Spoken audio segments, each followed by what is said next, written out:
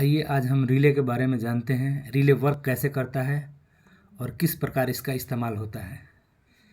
ये हमारा रिले है, आप देख पा रहे हैं 8 पिन का रिले, ठीक है। अब इसको हम सर्किट के माध्यम से समझते हैं। हमने एक सर्किट बनाया है,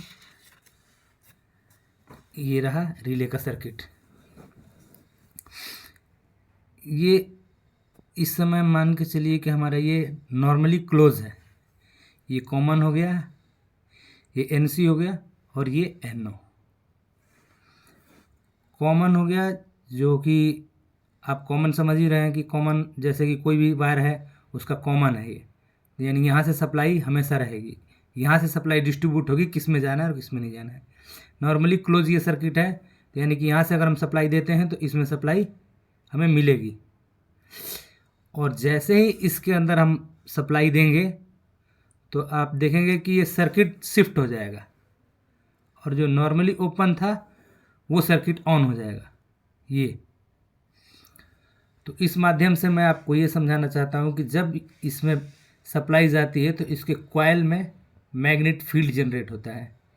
मैग्नेट फील्ड की वजह से ये मेटल का पदार्थ नीचे की तरफ शिफ्ट हो जाता है, और जैसे ही इसकी सप्लाई बंद कर दी जाती है वैसे ही ये शिफ्ट ऊपर की तरफ हो जाता है।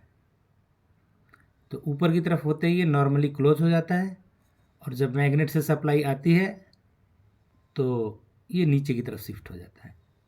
अब इसमें मैग्नेट कैसे आएगा, वो DC करंट से या इस करंट की जगह AC भी हो सकता है।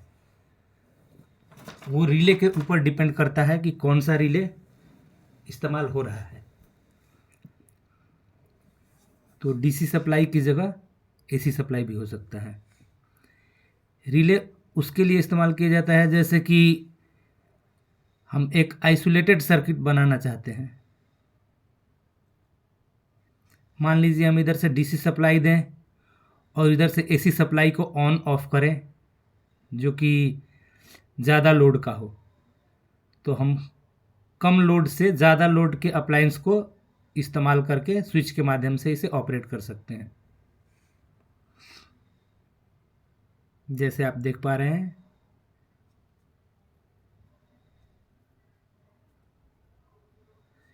ये अभी सप्लाई जाने की वजह से जब ऑन होता है तो इस पोजीशन में हो जाता है, और जब ये ऑफ होता है तो इस पोजीशन में रहता है।